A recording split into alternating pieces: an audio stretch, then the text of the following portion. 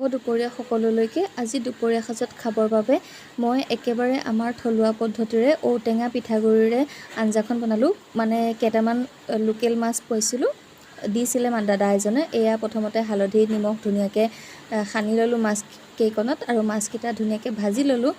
মাছ ভাজি থাকোঁতেই ইফালে মই পিঠাগুড়ি 2 চামুচ লৈ তাতে গৰম পানী অকণমান দি ভালদৰে মিহলাই আৰু তাতে হালধি অকণমান প্ৰয়োজন অনুসাৰে দি সেইখিনি ধুনীয়াকৈ মিহলাই ছাইড কৰি থৈ ল'লোঁ।